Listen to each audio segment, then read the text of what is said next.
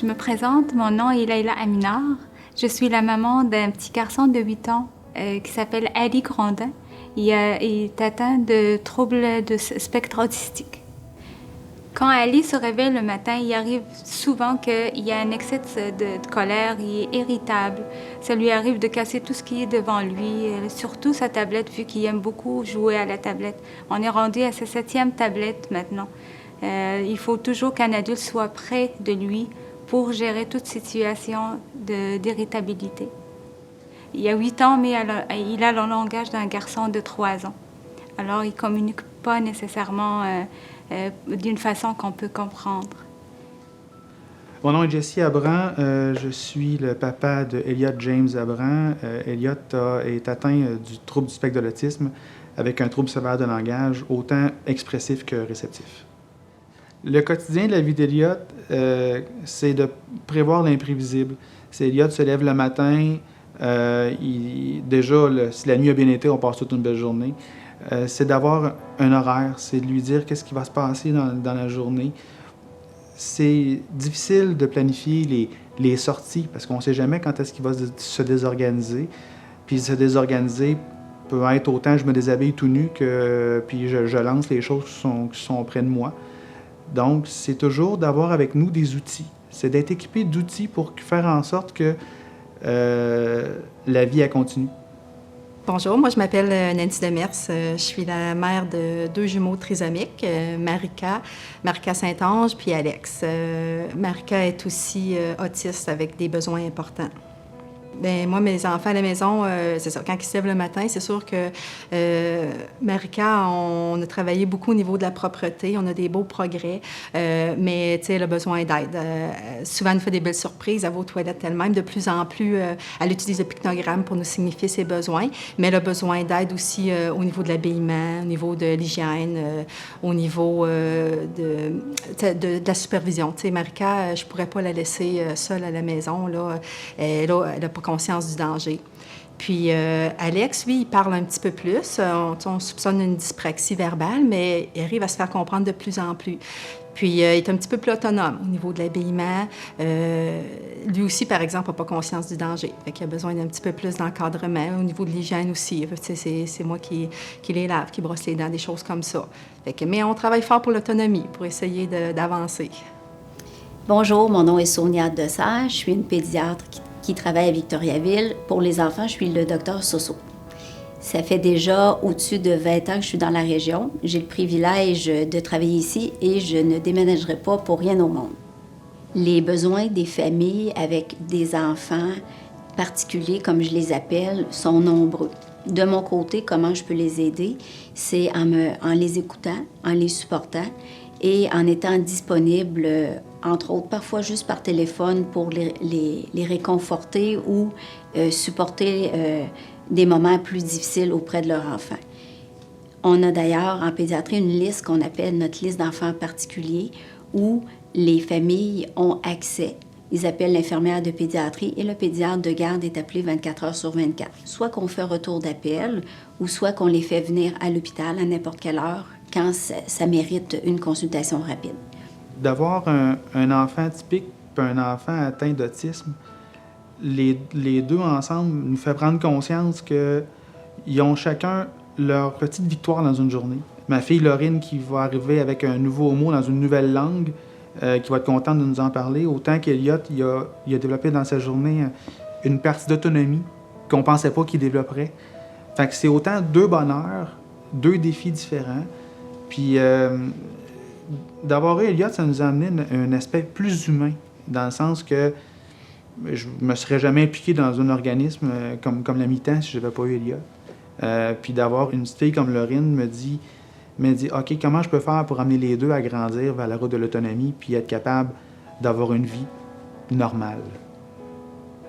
Le fait qu'Ali est inconscient au danger nous a obligés d'installer une clôture tout autour de la maison. Tout le terrain est clôturé avec une clôture très haute parce qu'Ali, il peut ouvrir la porte à notre insu et sortir directement sur la rue. Il s'était déjà arrivé une fois, il a failli On a failli le perdre à cause qu'il est sorti le temps que je cherche mes sandales. Il s'est trouvé déjà sur la rue. Dieu merci, il n'y avait rien qui est arrivé. Là, je me rappelais de cette situation-là. Je suis désolée. Ça m'a tout... OK.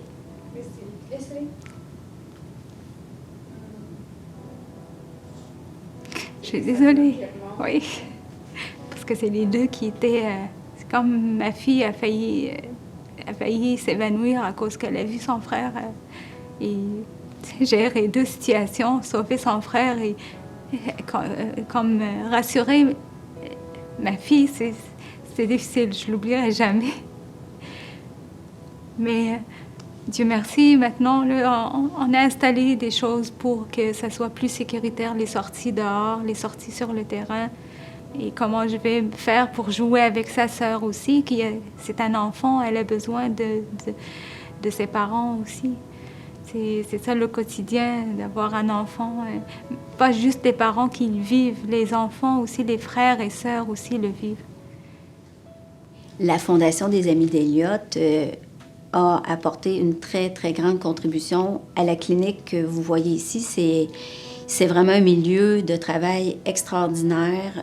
Il n'y a pas une journée où je fais du bureau, où il n'y a pas une à plusieurs mères. Je dis tout le temps les mères parce qu'on est plus expressives souvent, là, mais ils vont dire « wow ». Et c'est le seul mot qui leur vient « wow ».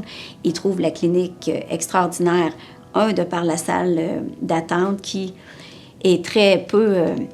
c'est pas facile pour moi parce que parfois, ils veulent plus venir dans mon bureau. Je dois les amadouer pour leur présenter Gigi ma girafe ou leur faire suivre les pas dans le couloir extrêmement bien éclairé. Ça m'a permis aussi d'avoir des collègues avec qui travailler. Puis on est à travailler pour avoir des cliniques spécialisées, comme par exemple une clinique sur le diabète, une clinique pour l'asthme, une clinique des troubles de déficit d'attention avec hyperactivité, etc. Donc, c'est un milieu de travail extraordinaire. On est encore en train de le développer et ça donne un service excellent aux familles de la région et un service extrêmement rapide. Quand Ali était inscrit à l'école de la Myriade, on était un petit peu inquiets parce qu'on ne savait pas c'est quoi cette école, c'est quoi qu'ils offrent à ces enfants-là. Et on était allé la visiter pour la voir, pour être certain que c'est le bon choix. On était tombé dans le charme. Le personnel est exceptionnel. C'est des anges sur terre. C'est le paradis pour ces enfants-là parce que, en tant que parents, savoir que quand nos enfants vont à cette école, ils sont entre de bonnes mains, ça nous rassure énormément et ça nous laisse le temps de savourer encore un petit peu de répit en plus que ce que la Fondation nous offre ailleurs.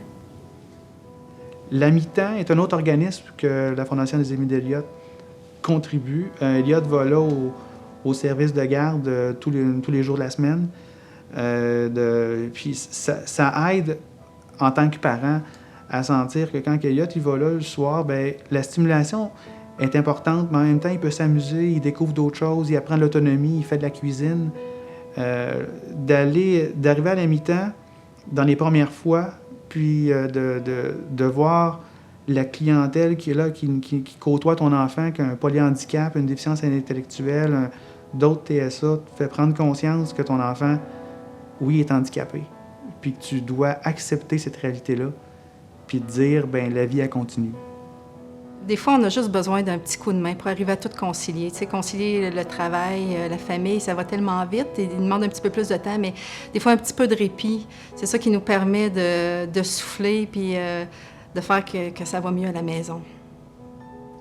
Merci beaucoup d'être là ce soir et de participer à ce légendaire souper des Amis d'Eliott.